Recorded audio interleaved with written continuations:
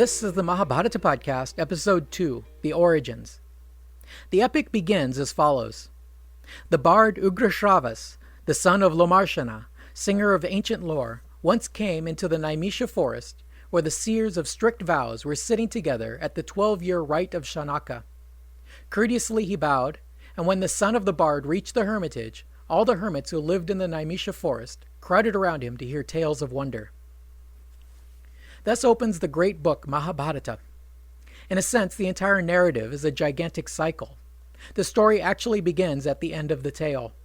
In this opening scene, it is many years after the great war at Kurukshetra. All the heroes in the story are long dead, and the ruling king is the great-grandson of the famous Pandava Arjun. The setting for this opening scene is in a forest gathering of holy men who are visited by the storyteller Ugrasravas. These hermits had been busy with a 12-year ritual and must have been hungry for news, so they asked the storyteller where he's been. He replied that he came from a snake sacrifice being carried out by King Janamejaya, where he heard the tale of the Mahabharata.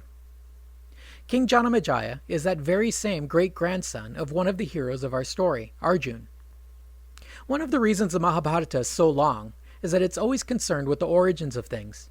So the beginning of the story is about the origin of the story itself. Since the story was created after the events actually happened, we must begin at the end of those events to see how the story was first told. We now know that Ugrasravas told it to the hermits in the Naimisha forest, but we need to know more. Who composed it? When was it composed? How did it come to be recited at a snake sacrifice?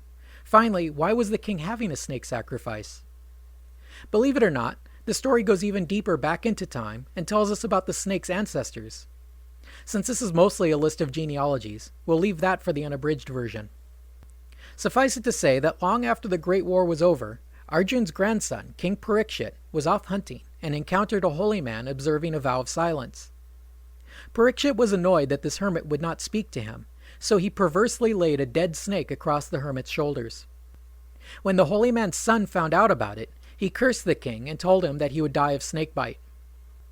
To be cursed by a holy man is no small thing, so King Parikshit obsessed about snakes, killing them when he could and always keeping them away.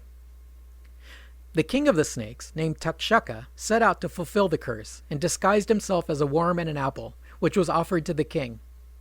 The king made a joke of the worm and offered it his neck to bite, and the worm wasted no time in turning back into a snake and killing the king.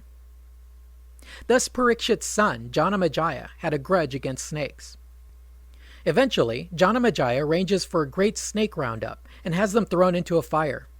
It was during these festivities that our storyteller Ugrasravas hears the complete telling of the Mahabharata in the presence of its composer, the great sage Vyasa himself.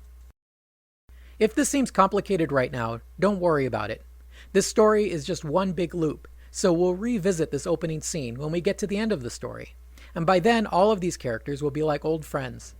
So we'll press on with the main story and get back to this in a couple of years, okay? In the next episode, the famous sage Vyasa will have his student Vaisampayana begin the telling of the Mahabharata.